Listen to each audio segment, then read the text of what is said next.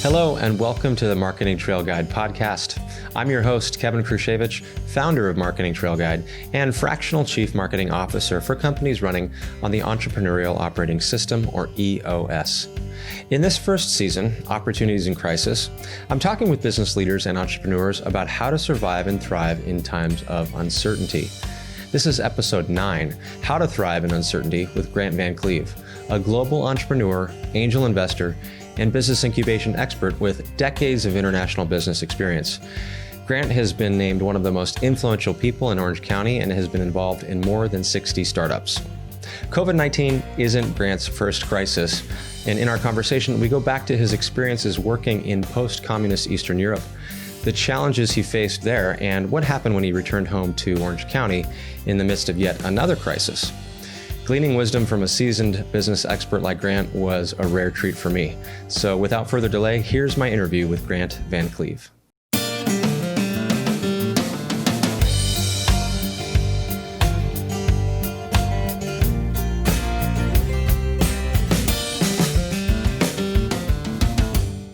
Grant, thanks so much for joining us. Pleasure to be here, Kevin. So obviously, Grant, the topic of the day, COVID, it's getting old in some sense, right? But it's still very relevant for, seems like everything we're doing. Personal, business, opportunities. Maybe we just push pause on that because we're going to get to that in a second. But I want to just dive into what you're doing. There's a lot of things that you're doing. And you do a lot. And your LinkedIn tagline says that you're catalyzing world-class companies worldwide. And I thought that did a nice job of sort of summarizing all the things that you're involved in. Tell us more about this focus, this kind of controlling idea that runs across all that you do and how it gets expressed in the various things that you're involved with. Yeah, interesting you zero in on that, which I guess is good since I did put that as a tagline. Start with the worldwide part. So it wasn't that did something locally and ended up going globally. I had a local business background, good sort of business chops from Wharton and whatnot, that pedigree side to it, but actually left to go do some things overseas, starting out in the nonprofit sector and largely focused on post-communist Eastern Europe, but have done things in a lot of other places in the Middle East, North Africa region, and other parts of Europe.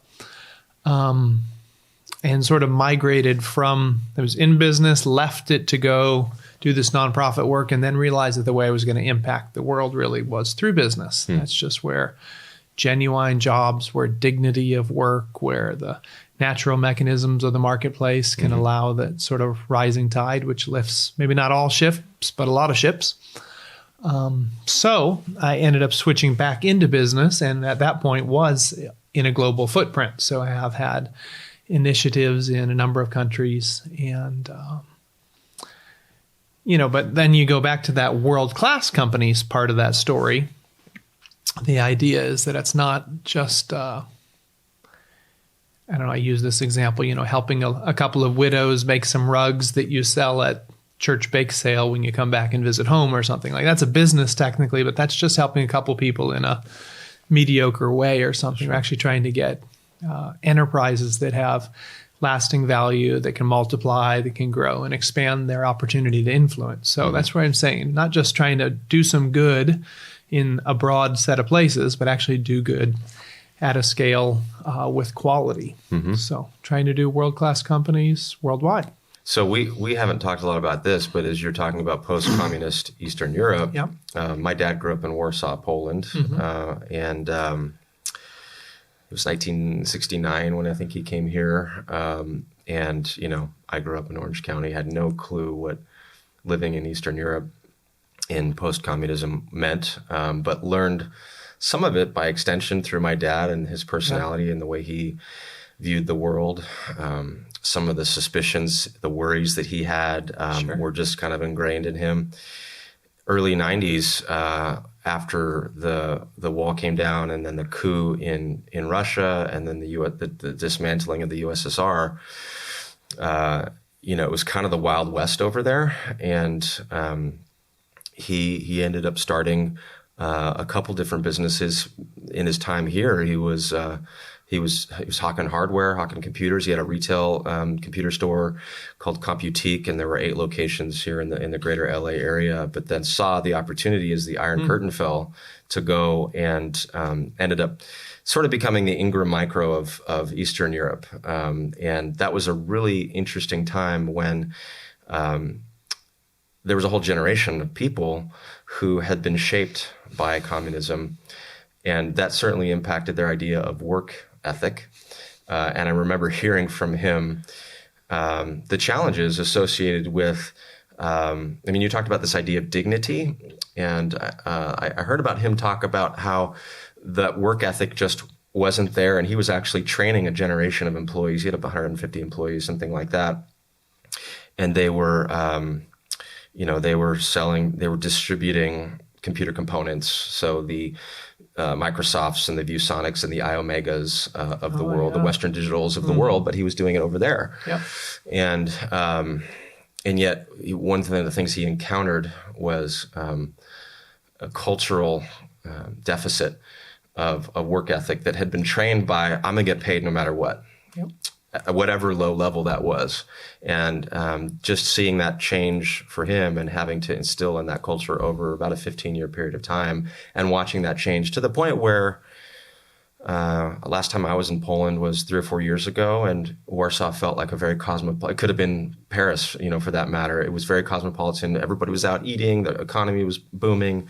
And I got to see the transformation over a 25-year period of time when, in the late 80s, early 90s, people were driving these little Fiats, and everything was gray and dark, and there was no wealth to speak of to 20 years later, night and day experience. Do you have any commentary on that, or any thoughts in your own experience as how you saw that work ethic change the culture and change that dignity? Super insightful comments there. It's good to hear that story. I've always wondered why I can't pronounce your last name. So that's the Polish link there. You can. Quite a few consonants. And, I think you hit on some of those key themes. I think it was a distortion in so many ways of what we mean by this sort of God-given challenge and gifting to go sort of tend the, till the earth and create flourishing, create something out of nothing, that sort of deep something that we have the opportunity to be a part of. It was sort of turned upside down in many cases under communism. It was some of that forced distribution mixed with some corruption. So essentially, it was a sign of success was to be able to get away with doing the minimum. And that showed you were shrewd, that showed you were insightful, maybe that you could even take from the system and keep something for yourself. A box of light bulbs gets, delivered to the factory to keep the thing going. But for some reason, there's only one bulb left that only, one section of the factory can use in the future, and they have to wait for it. So there's a dearth of supplies. Then the supplies come, they get stolen. And again, you're at home sort of high-fiving each other because you managed to steal one of those things. You were smart enough to do that. And not only did you get yourself a light bulb, but you might not have to go to work because there's no light in your division because there's bulbs. Like that was shrewd. That's really just turning things upside down. That doesn't work. So it didn't work when some of those props were removed, when the state wasn't able to take care of you and you had to actually figure something out. It wasn't there when you had to actually encounter global markets, or you had to sell your products somewhere else. Or the people in your country could start buying from somewhere else, so you had to keep up with it. It had to change.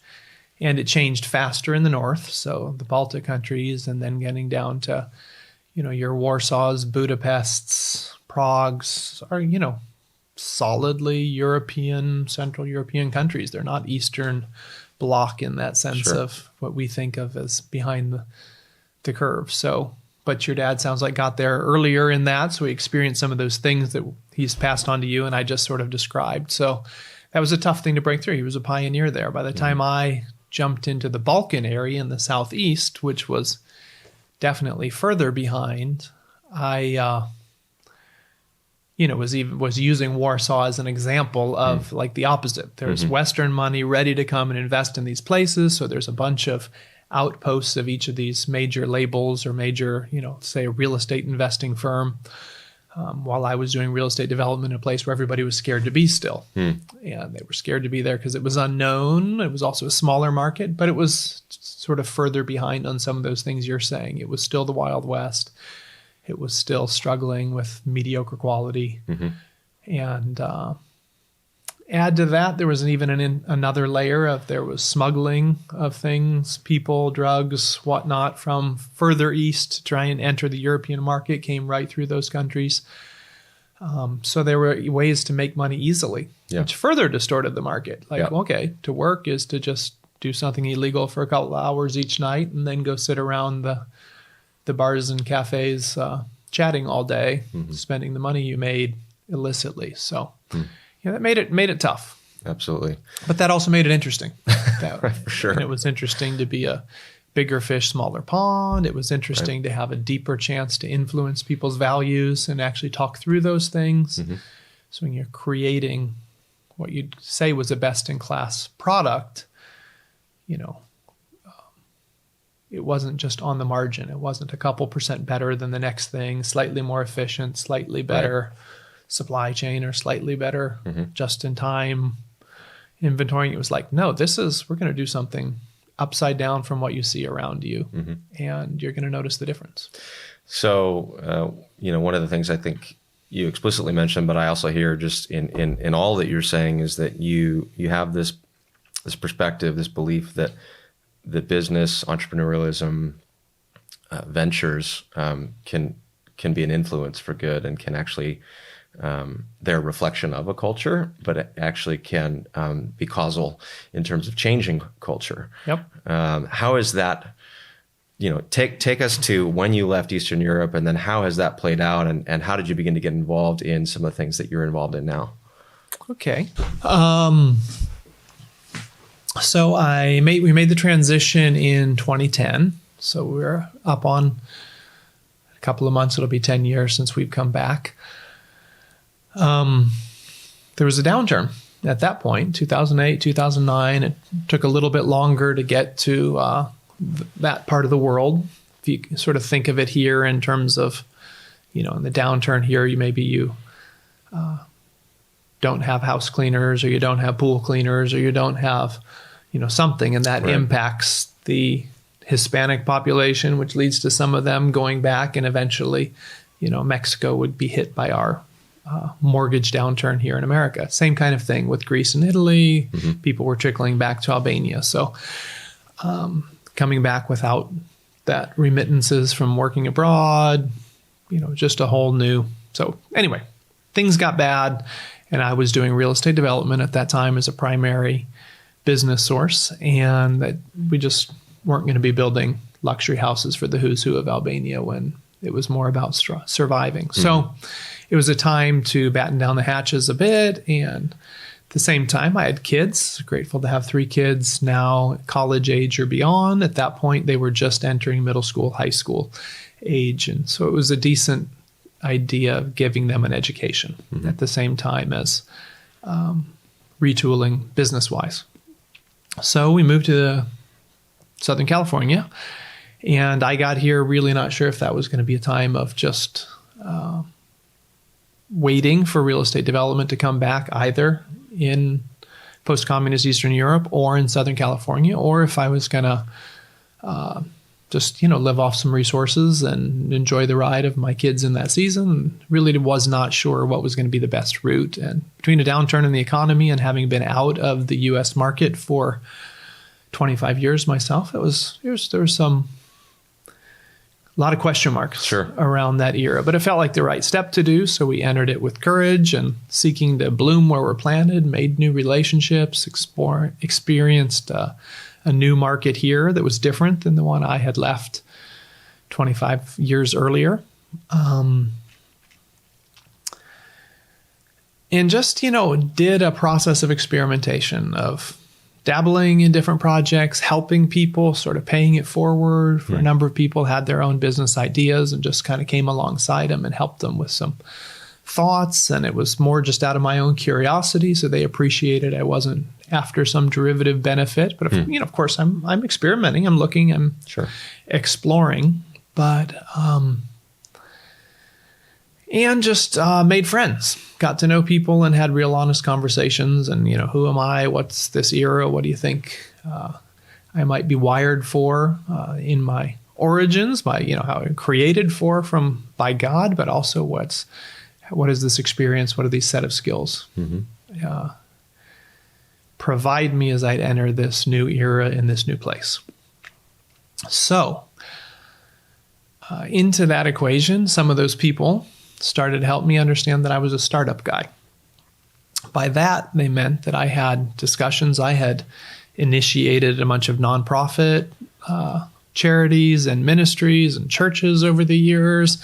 I had started these real estate development projects I had described, and I also had a business incubator to help a whole bunch of other people get their businesses off the ground. And I just considered them sort of different eras, or I'm this and now I'm that. I was for-profit, then I left to become a nonprofit guy, and then I migrated back into for-profit, or when I do business, I do real estate because I'm a real estate guy. And those other things, those incubating businesses for people, was just a hobby. It was just something fun you chat about at the barbecue, when you're going and visiting somebody's house, and you see how they're doing and dig in. And people were like, no, I think there's a common thread in that. Feels like you're somebody that catches potential, helps analyze that opportunity, has a high tolerance for risk, and says, I wonder if this is what's going on. And I wonder if you headed this direction, I bet you could see success. And did you know that about yourself, or did it take them calling that out for you to really get it?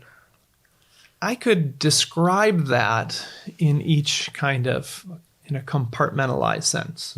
So in this starting of these ministries, I had a heart to help people and stuff, but I would get really bored if I was doing one thing for a long time. At the same time, I was really inspired by what others were doing. And then I was frustrated that people had ideas, but they weren't connecting the dots or working with other people to achieve a greater whole.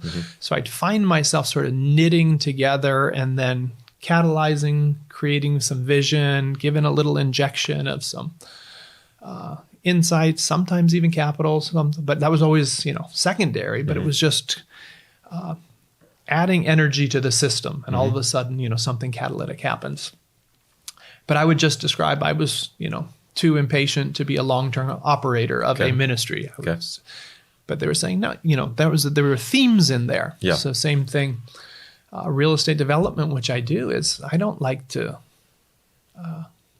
buy and sell buildings. I don't like to help manage the janitorial to get more efficient. I don't like to sit around and analyze cap rates on refinancing projects. I like to actually create something from scratch, do all of those disparate pieces, mile wide, inch deep, involved in everything: architecture, marketing, finance, conceptualization of something, all of those pieces. I love to do all of it, and then I like to pass it on and be done with it. So I could, in that compartmentalized field, I could think, okay, yeah, I am a bit more on the startup side, the development side of real estate, than I am about management of real estate or financing of real estate.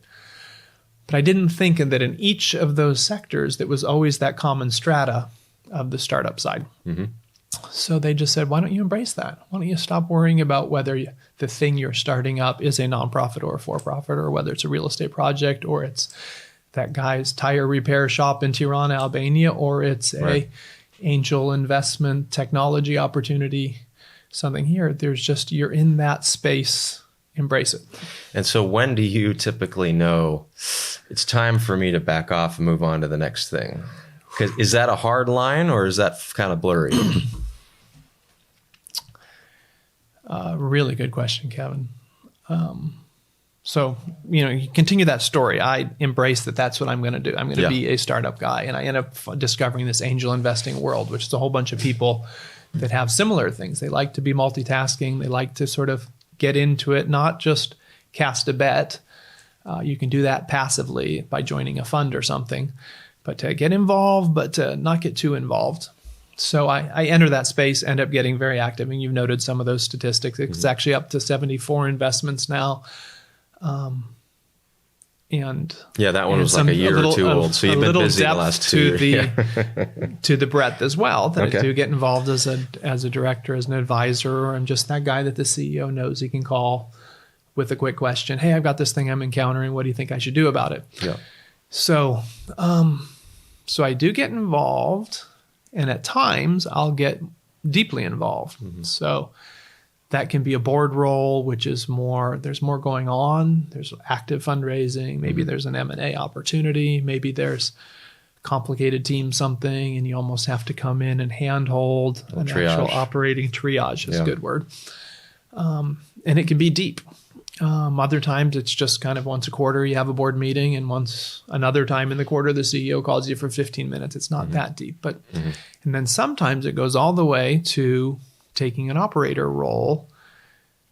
So a good, chunk in the last years, I've been actually a CEO of one of those companies. And then thankfully, so I was sort of a chairman I was a investor, then a board member, then a chairman of the board, and very closely involved with the CEO, then joined that executive team, then allowed the CEO to focus on product and sales while I held the company together as CEO. But again, that's not my sweet spot. Okay. To be actually an operator all day, every day isn't stimulating for me, and it's not using the highest and best use to my own skills. And in the end of the day, something like that isn't really my company anyway. It's not, that's what entrepreneurship's about, this incredible thing of somebody seeing an idea, falling on the sword for it, going for it. And I want to come alongside that rather than actually be the holder of those. I would imagine. So, got to keep your eye out for when that moment is. So is there a hard line? No, but you need to be asking that question all the time. Are you really in that groove still? Sure. In that sweet spot where you're really flowing? Or and as you've gotten to know yourself more over the years, does that become like it's a feeling that you have? And then the other, maybe somewhat unrelated question is, you talked about breadth versus depth. I would imagine that there's a synergy that happens when, if you're advising or you're participating in an entrepreneurial way with 5 companies, that's going to provide some level of expertise and perspective. 10 companies, even more, 20, 40, 60, over 70 companies now. You've seen a few things. There's a synergy there. Is that accurate? Mm-hmm. Yeah, even in this particular case where I stepped in as CEO for a couple of years, I put in the contract there that the way I'm going to serve you is to be involved in that breadth still. So keep up some of those roles in that Tech Coast Angels and a variety of things. And there were a couple of board seats I resigned from because I needed to be faithful to really say yes to put in some hard time. But I also was like, but just as you described it, that involvement in those things is going to create synergies, which creates a new staff member for that team or a new investor for the future, or just insights. Sure. Attending conferences leads to, understanding of strategic things, which impacts it. And that's sometimes there's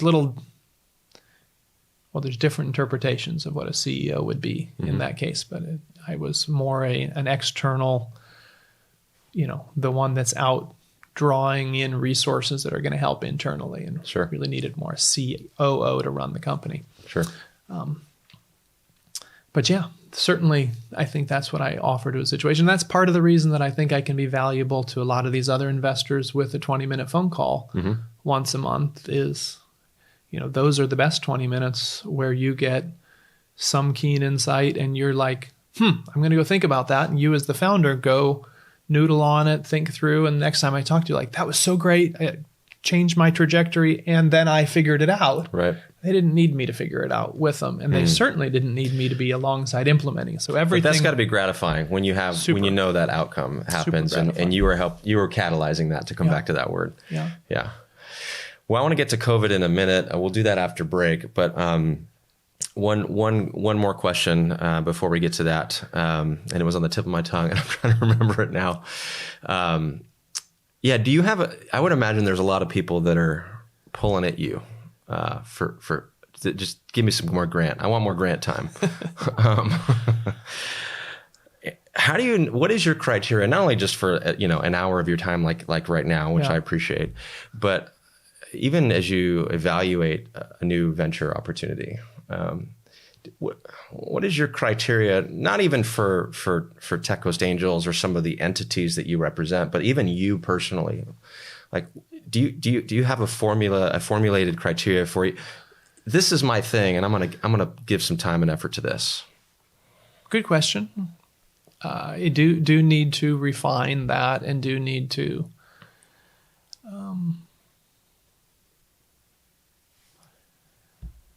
it's tough to do, though, to be honest, because I think if you're you're a high-powered accountant that solves financial riddles or something, you get paid for the time. You limit it to the ways that are the highest paying for that time that you're great at. I think that there's a relational element to a lot of what I do, which makes it a little harder to just be so black and white about it.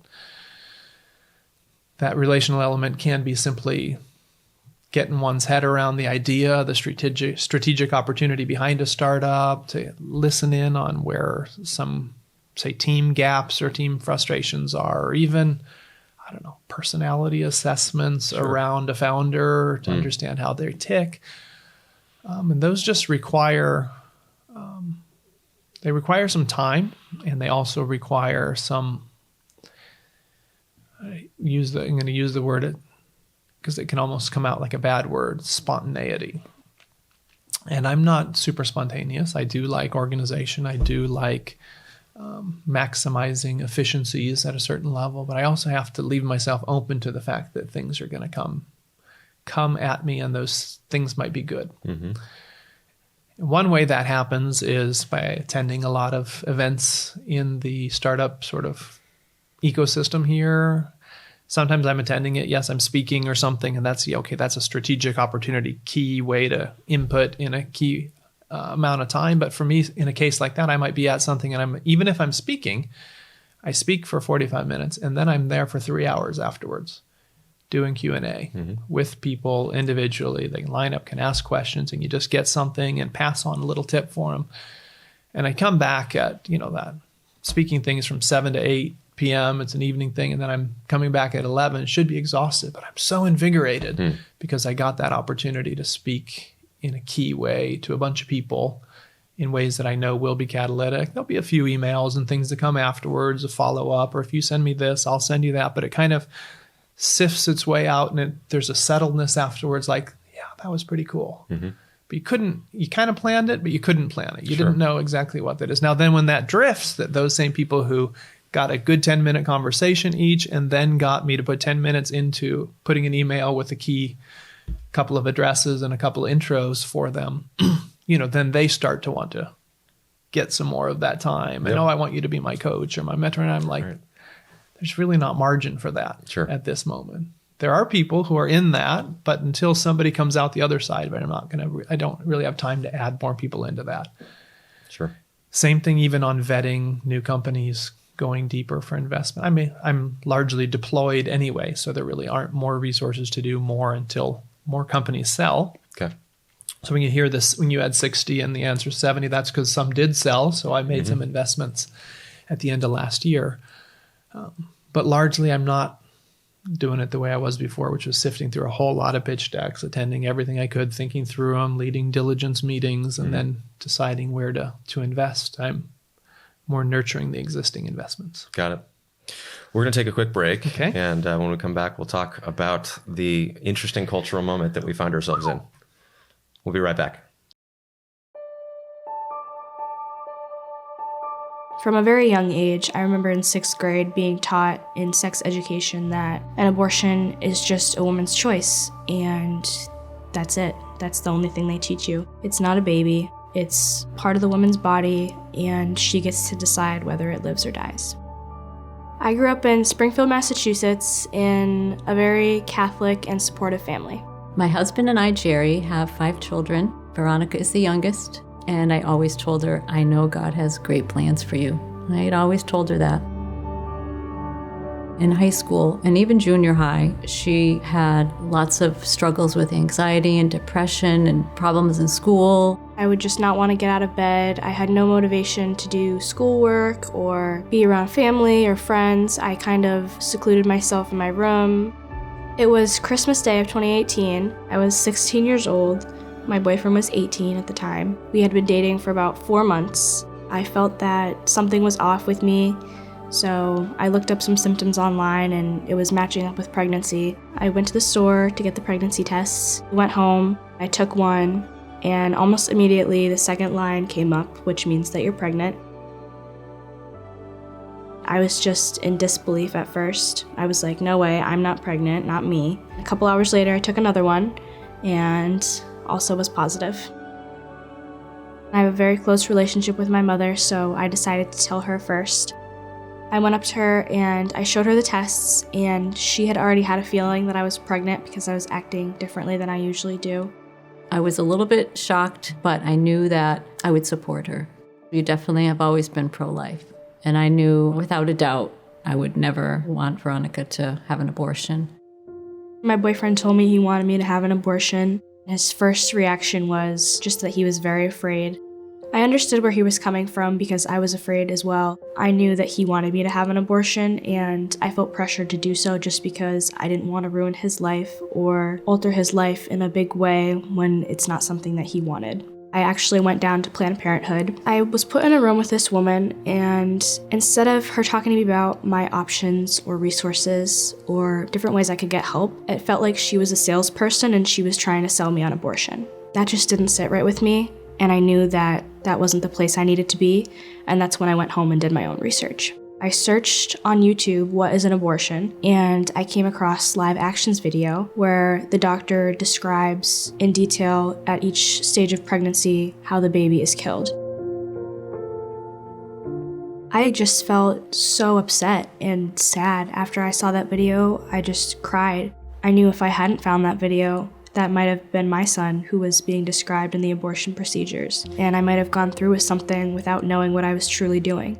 I knew that he was a person, and that he was alive, and that killing him at any stage of life would be wrong. The truth is powerful, and I'm so glad she came across that. My boyfriend saw that video also, and it moved us both, and we knew that we couldn't do that. My baby was over 9 pounds, so I had to have a C-section. They brought me in, and it was about a 30-minute process. The moment I heard him cry, I was just like, I couldn't believe it, and I was so emotional because it felt like it was a blessing that he was there, and I could have almost taken his life away, and I was just so happy to hear his voice. That's a moment I'll never forget, and I just feel blessed to be his mom.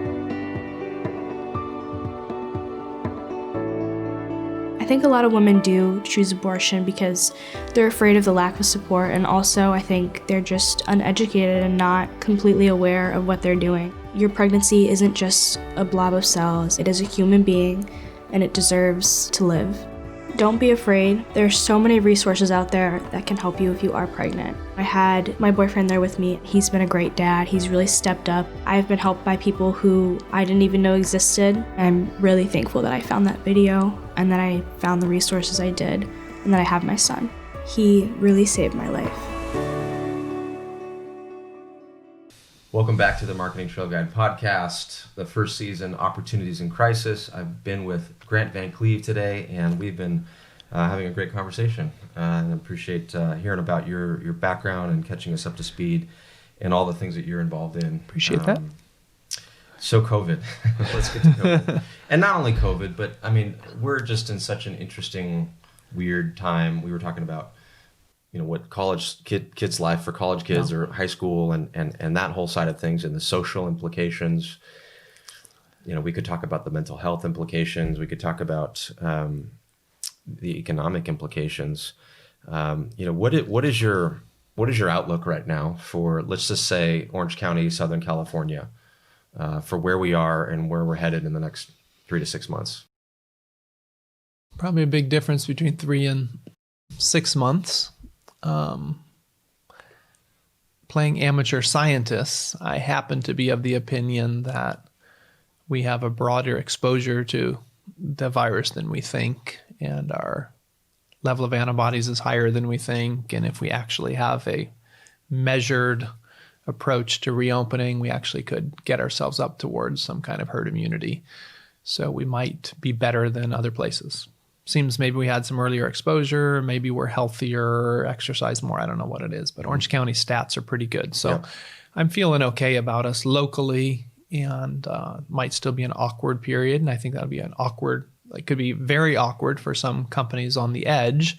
It also might be a time of refining and growth, and we'll get through it okay. And, by Q4, it may largely be behind us at an Orange County basis, but that's my best guess at the science, which I'm trying to pay attention to, but nobody should follow me as a scientist. How about maybe some of the you're involved with a lot of businesses, a lot of startups. You sit on a lot of boards. What kind of conversations are happening right now in terms of how do we move forward, or what are we focusing on, or what are we now de-emphasizing? There's this duality between hunker down mode and wait it out, and maybe furlough people and create some more runway, or no, let's invest in some strategic areas. Let's shift our offering. Maybe talk about what you're hearing and how you're counseling the companies that you're involved with. Good question. So we had earlier, mentioned that term triage, and I think that is something that's happening now. Certainly in private equity companies that have, large capital commitments to place, that they have to do some major triaging. Venture capital groups are looking at it, with a moderate level of insight. Are they going to put in follow-on rounds? Are they going to help companies get to the next level? How do they use their board seats and their active involvement in those companies to help them think through that stuff? Angels, if you have a smaller portfolio, angel investors are just like, gosh, just makes me nervous. There's less chance this is going to work than before. And then in some cases, like myself, with a broader portfolio and more active board seats, I've been a part of some really interesting conversations. And I think there's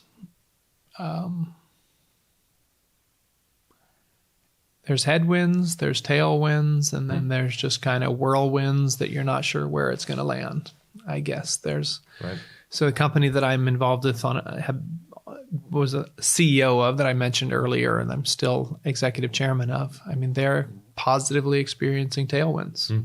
Their sales are up double under COVID from what they were before. They're in e-commerce, right? So e-commerce, which is definitely on an upswing. You're not going to stores. You've always wondered if you could buy it online anyway. Now you have to, and you actually find out the process works and sizing's okay, and you can figure it out and read reviews, and the store experience turns out to not be an imperative. I don't know if that'll always be there, but if e-commerce was 9% of retail sales or something, it's going to creep up to 11 to 13 to 15, and that process is going to be accelerated. It's been growing, but it's growing significantly faster now. And even in this particular case, this company called Buy It Installed has been doing a lot of things in the auto sector recently. So even within the installation space, which is part of having to buy, you can't take it into a dealer that puts that new car stereo in for you or something. You need it done through remotely. Something like this as a driveway install turns out to actually be even better than an in-home install. So it's a really fortuitous time for that company. Sure. But there's a bunch of others that, especially with the timelines associated with startups, if you run out of cash, if the investor base isn't out there, throwing money around, you got to get further faster on a scarier trajectory. And if you don't have that clear sort of entry point to jump into that market, or those tailwinds pushing you forward, it's a really tough time.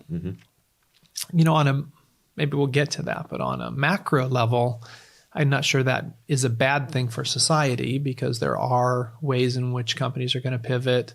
Smart people that were entrepreneurial enough to get there in the first place are going to find their way through this system and end up being quicker to capitalize on new opportunities, whatever that new normal is going to be. So, there's a little bit of excitement in the middle of that, but there's a lot of fear out there. Sure. And nobody can really predict, and we're all trying.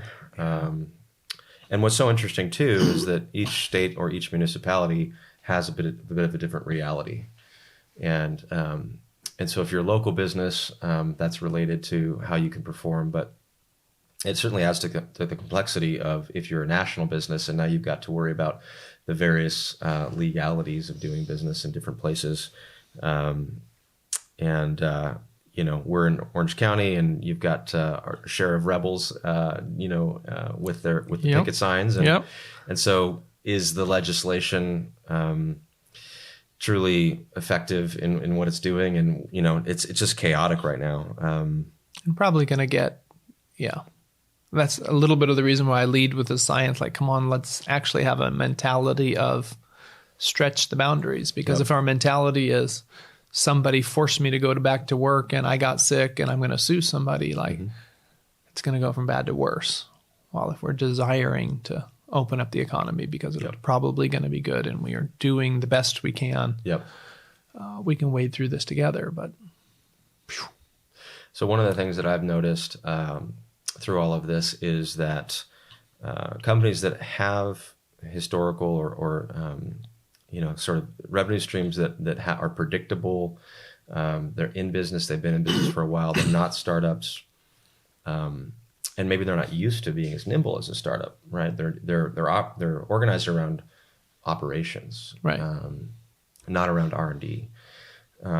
Those that don't have any discipline of R&D are really struggling right now, and those that are actually excelling are those that are building the internal skunks works, and they're operating as a startup experimentally or from an obligatory standpoint. They just have to because they won't survive. And so it's really interesting to see some of that original entrepreneurial spirit start to emerge for people who maybe at one time had it, but have kind of gotten in this, we have this revenue and now we just need to work on reducing cost to serve or something like that, to this huge shift of startup within a company. And I wonder if you've seen any of that in the companies that you're working with, and any stories where you've seen a successful partial shift or shift to getting into those tailwinds, whereas maybe before they were in the hurricane, or they had the headwinds. Really insightful comment there. And I was sort of leading with the startup people themselves who are already nimble, right, having what it takes to then pivot in. But I think it's going to have a real sifting effect on those more established businesses, because it'll be significantly harder to just skate your way through with a cash cow business that's got a decent revenue. It's when that's disrupted, if you can't, which then presents opportunities for us again at that macro level, because you'll get some of those people that have some of that ability to shift into that, and they're gonna thrive. And I think that sifting is probably good at a broader level. There should be a discipline in the marketplace, which isn't always there. Something just sort of inertia gets somebody to be able to skate through with a subpar product, or non-innovating, or lack of investment in R&D. So, but a lot of those companies are not the ones. And I have a couple of companies that are more established but again, that sort of me being a startup guy from our first half of the conversation, right. By the time they're getting into that operational mode with consistent revenue, I'm bored with them anyway. So I might have a stake in it and sort of rejoice when, the numbers are looking good and the dividend's out there. Or the other side of that, though, that kind of links those two things together, is I think there's a lot of companies that are going to be forced to innovate, but they don't actually have it within their culture, which is going to drive acquisition. Yeah. So, and there are companies, despite the problems that are out there, that do have some dry powder. The venture capital and private equity groups still have dry powder. They're going to be slow in deploying it, 'cause some of it's going to fix their existing things, but they're going to start to invest into companies that have that potential. And one of the key things will be whether they're companies that are acquirable. So I think there's going to be people that provide solutions, startups that are more my earlier stage space that are going to provide solutions for those sort of, medium stage companies. You got your really big tech companies with a lot of resources and a decent level of ingenuity, and Sure. you're seeing them just really thrive and Sure. gobble up market share. And in some sense, they should. They're skilled at that combination. But there's ones in between. There's even ones. I mean, I just heard of a corporate wing of one of these manufacturing companies that's still doing okay under this thing, but they definitely gathered a whole lot of cash, and they were just going to be sort of sit and invest it passively. And they got inspired to actually set up a private equity / venture capital division within this big stale company. Good for them. And redeploy that money. Yeah. So they're sort of like, hey, there's opportunities in a market like this. Right. Let's get involved in it. And they've brought some keen, skilled people in to deploy some money towards that. Yeah. So Now, maybe. there's some sectors that we know are going to be successful, like the Zooms of the world, the manufacturers of PPE and things like that. Are there any other sectors that you are seeing that have a lot of potential for innovation and then potentially acquisition? Yes. I mean, you can mention a Zoom because of just telecommuting. But I would say sort of things that theme touches on, one being education as a whole, is very ripe for disruption. And methodologies, philosophies in some ways, even just a homeschooling or something, or just doing things at a distance in smaller groups in more focused forms of education. Technology enables that in a way that it hasn't in the past, but I don't know that the mass market knows that. It's going to become increasingly hard to reject alternate forms of education. Higher education as well. Is that a cost issue? Is it because you're going to spend $200,000 to send your kid to a private school, whereas you can do it for $50 remotely? Or I think it is certainly cost, but I think, I don't know if you read Mark Andreessen's, one of his sort of vision for the future haven't read it. reports that he came out with. So there's a few of these kind of things that are getting a lot of circulation. I'll send it to you. It's pretty good. It's got some controversial things in it, but one of the controversial things, because he's driving to about why is America good but not great, basically. And he's saying, where are the ways in which we've settled for some of this mediocrity on certain things? And one of those was, he just said, like, we have the world's best education, higher education, but yet we take a Yale University, I think he used the example, and it prides itself in the fact that it has such a low acceptance rate and only the elite of the elite get their education. But do we ever stop and take a step back and say, is that good? Okay, it's, somehow low supply makes the demand higher, but what if it's just great education and there's great professors that teach great things that make really quality people into world changers? Sure. Why are we only giving that to a freshman class of 500? Interesting point. Would it be better to say, take those best in class people and find a method for getting that to 50,000 people? We do have massive online courses, but it's still sort of a side something. But to say, no, that's actually our primary mechanism for the tide to rise in the society as a whole, is to take great fodder like that and distribute it well. We're not asking that question. We ask certain breadth questions, but then there's but you really know that the elite of the elite in government and business come from a few places, and there's only a few slots for it. So it's really competitive and expensive and all that. Is that really best? I don't know. So there's other themes around something like an education too. Yeah. Not just the cost, but maximizing. And then if there actually are combination of the technologies like your Zooms, your interactive trainings, your AI mechanisms, which can kind of tailor education, it's possible. It could even be better. It's not going to substitute for the entirety of that human experience that goes into adulting and creating networks of people that'll help you in the future. But there's other ways to solve those things. Or the pieces of the puzzle may settle in a different way. You educate this way, you network in this way, you grow up and gain life skills in this way, and it might not be through the same mechanisms. This could be disruptive. I want to just turn the corner here and maybe close out by asking you to speak just to that, fiery entrepreneur that maybe prior to COVID was super psyched about his idea.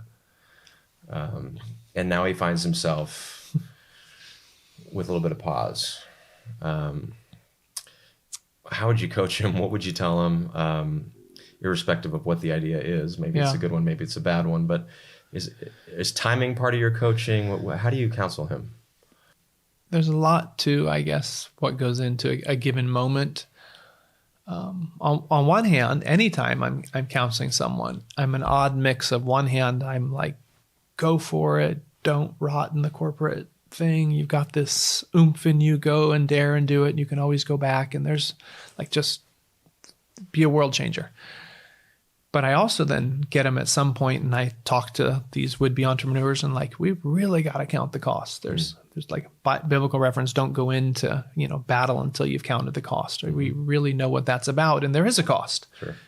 It can be losing your mortgage. It's maxing the credit cards. It can be family stress that can dissolve marriages. It can be, social shame, stigma, embarrassment. Thankfully, it's better here than, say, a Germany where there's a lot of smart people and good seeming ingenuity from an engineering perspective. But there's a shame factor of failure that's so high that you don't even dare to be entrepreneurial. At least it's a little better here, but still, you take people's money or, put your family so your kids, can't do certain things or have to move out of the neighborhood. It's complicated. So I'm trying in one sense to talk them off the ledge. Yep.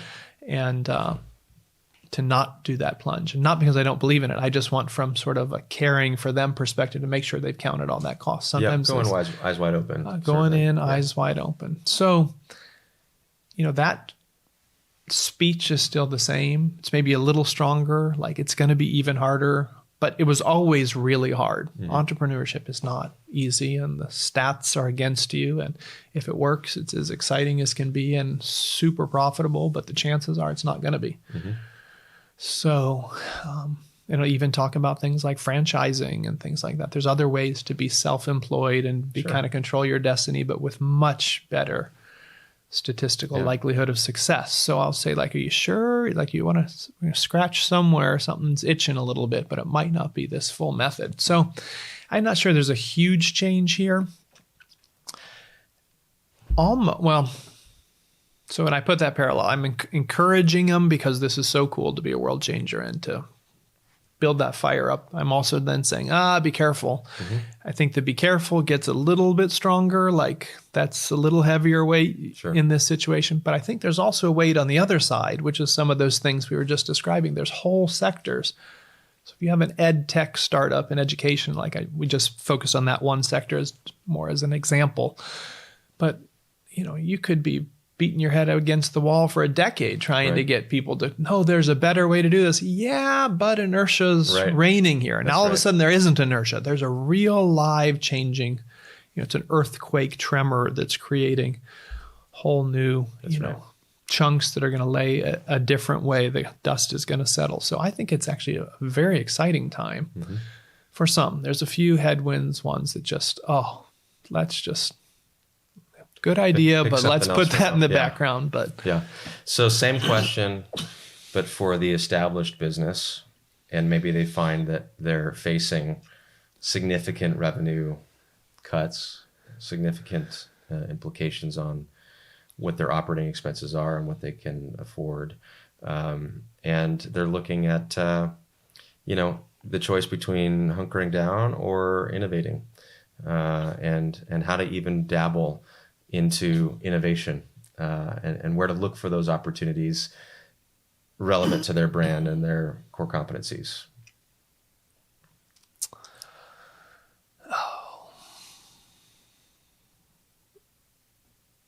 It's a tougher one.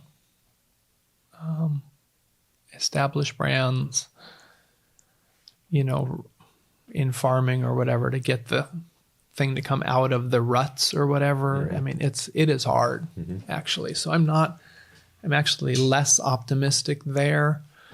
On the other hand, like from a big picture perspective, the markets haven't been hit that bad. So they're obviously expecting whatever hit to revenue is going to largely repair itself in the future. And the markets are pretty smart. So I kind of say, like, don't worry about it as much. You're going to be okay if you've got something. Should that business owner be looking at acquisition opportunities?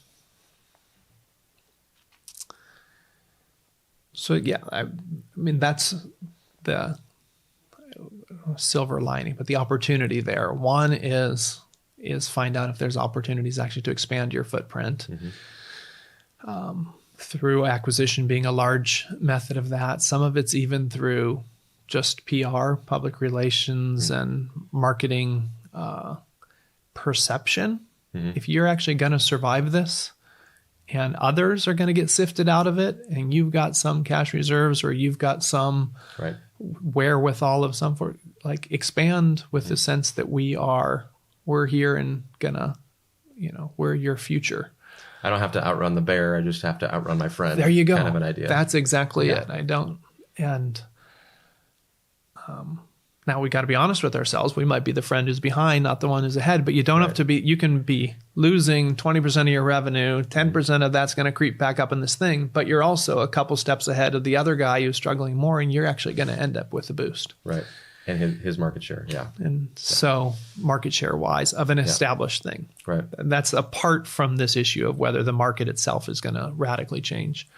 I think it's also a time for, I don't want to creep into your world because I'm not a specialist in it, but I just think it is a time for thinking through marketing more strategically, what that cost to serve is, how you're going to acquire your customers, what techniques are out there that maybe you didn't even have time to figure out how to, retweak something that you're doing in some way to get that product. More fundamental questions are up for grabs now. They're up for grabs. You got some time, and don't just retreat like, oh, money's bad, like tight. Say, well, how do I spend this well? Because that customer acquisition cost and that speed through the funnel and that technologies that help you do that in an automated mechanism with less labor cost and whatnot. There's a whole bunch of ways in which many companies aren't experimenting as they should, and now is a good chance for it. So we'll leave it at that. All right. Thank you so much for joining me. It was an honor. Today. Appreciate it. As always, great questions, Kev. Thanks, Grant. Appreciate it. I hope you enjoyed this episode of the Marketing Trail Guide podcast. Next time, we'll be talking with Jeremy Gant, founder of 110 Pictures, who gives us some great ways to start using the power of video to persuade, inform, engage, and drive social change. If you found this episode valuable, please give us a 5-star review and hit the subscribe button for more on how to find and benefit from opportunities in crisis. You can find the notes for this week's episode, plus all our existing episodes and much more content at marketingtrailguide.com.